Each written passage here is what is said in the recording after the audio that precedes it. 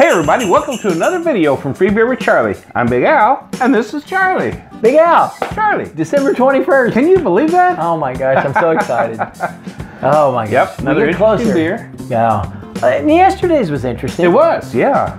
We can't encourage everybody enough to go. If you haven't watched it yet, check out yesterday's for the 20th. Yeah, if you haven't been watching them, what are you doing with your life? Get the kids around. Everybody sit down. Yeah. Put on the big screen TV. That's some show. Yeah, it's the classic family hour. That's right. Which is only about 7 to 8 minutes, but hey, right, you know, we can call it a family hour. Well, if you put them all together. Yeah, well, it's true. If you watch the whole Advent and fast forward. Hey. So, no, we're excited. It's good that everybody's back to see us. Yep. We're excited. The last two beers have been very out of the box for a while. Unusual. So it makes me wonder if the end, I was going to say the end trail, but that's right. The X trail? The trail end of tears? Isn't going to be like unusual and unique beers compared to all of the basically lager German. Yeah, I think we touched on that yesterday. Yeah. We were surprised that it's kind of like, here we've been trucking through with, you know, we hate to say cookie cutters, but similar, what we would think of as traditional German beer. Yeah, we're like, yeah, that's traditional beer. Yeah, that's traditional German beer. Yep. It smells like beer, tastes like beer. Yep. Good stuff. Everybody's like, okay, this is really getting boring. They're like, wasn't this yesterday's video? Yeah. So, but that's what's awesome about it. That even though they're have the tinge and hints of the same beer, they still have uniqueness. Oh yeah, from different castle breweries and everything else that we've seen. It's been interesting. And once again, the history is what amazes me. Yeah. Now, this one today is another older one. It's coming from 1533. Yeah, that's older. Yeah, yes. Sure. Yeah, that's, I mean, oh wow. Yeah. So I believe this one is called Rauchbier. Yes, which means smoked beer. And they're calling it a smoked ale. Now, our first video we did... Go way back. Way back. And look at the smoked... Porter. Porter, yes. The smoked porter. That was good.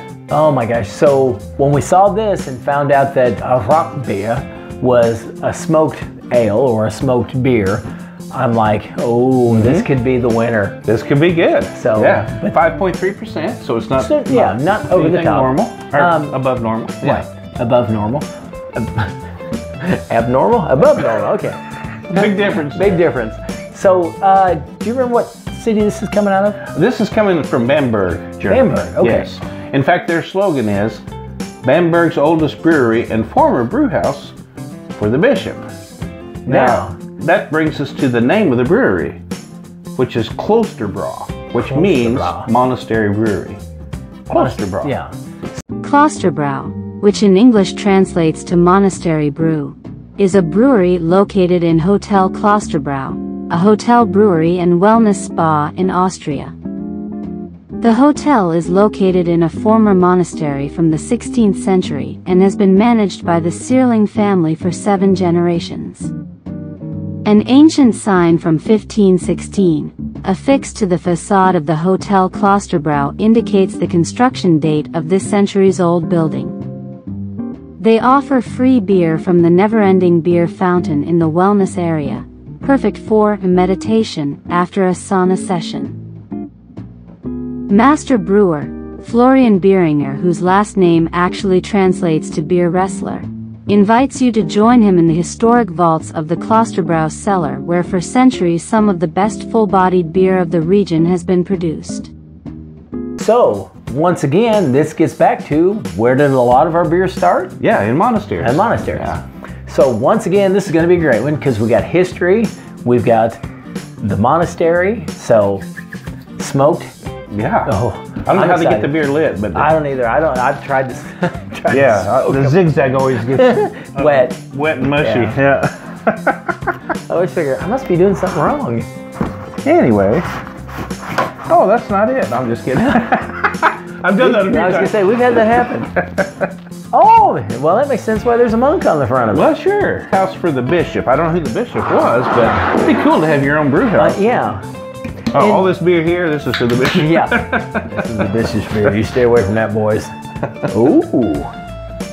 Oh, this is going to be a little darker. Oh, that's good. I can't wait to see how that smoked flavor and taste and smell. Oh, I'm starting to smell it. Oh, I am smelling it. Wow. Wow. You know what this smells like to me? Smoked oysters. You ever had smoked oysters? I love smoked oysters. Oh my gosh. Now I can't say I've had them. No, but that smell is. Well, if you ever get them, they're hard to get rid of. I'm just kidding. How do you keep them wet? Okay. Oh my gosh, the smell is wonderful. Mm-hmm. Yeah, and look how dark that is. That is a dark beer. Okay, now you can see through it in the light, but just it's darker barely. than a cola. Yes. Even. Yeah. You can see a little light. Oh, we got to try this one. Now, how come? I'm sorry. Look at the difference in the head there. That's weird. It's something. Must be the first pour. Yeah, it could be.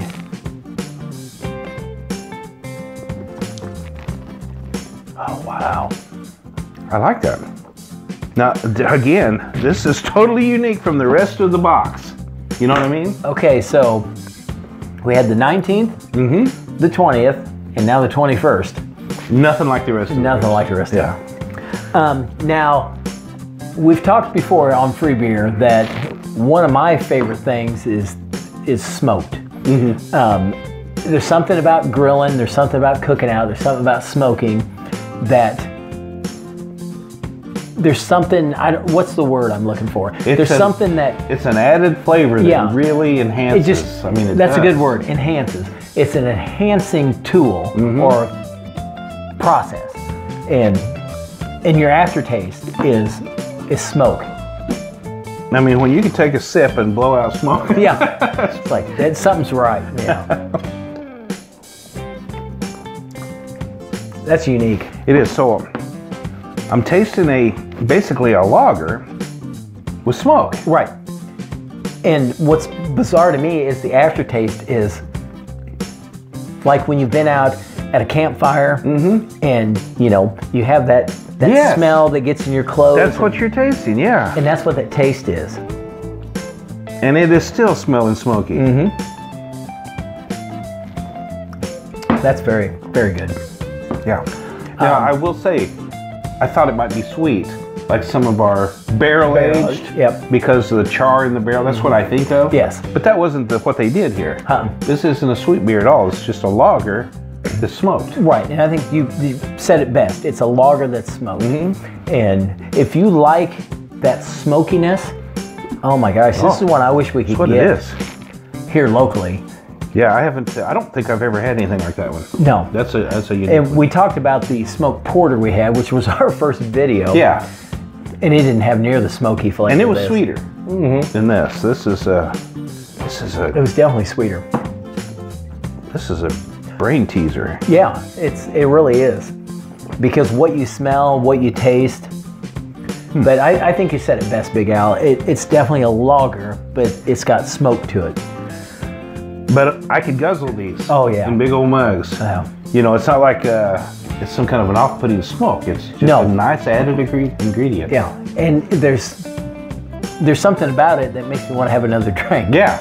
It's like, but the aroma. We only got one can of this. I know. That's all there is.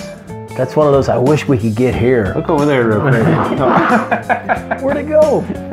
But yes, this is probably, I'm going out on a limb, but I think this is probably the most unique one we've had out of there. I would raise this one up on the scale of our ratings because of the uniqueness. Yeah. And this is something I wish you could get from a video.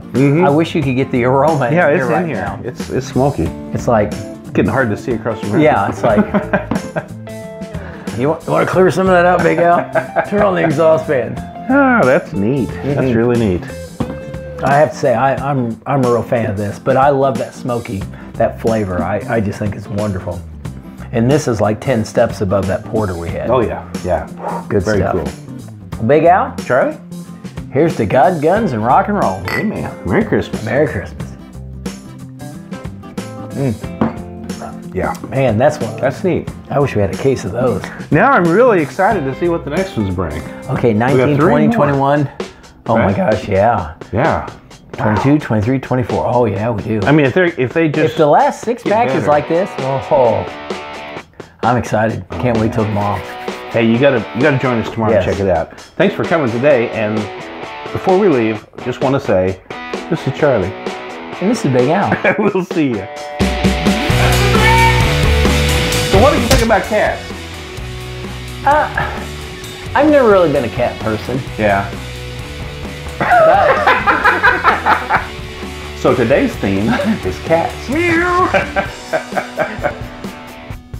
Okay. It was the coldest winter of the year. Coldest winter of the year. There's usually only one winter a year. But so this would be the coldest.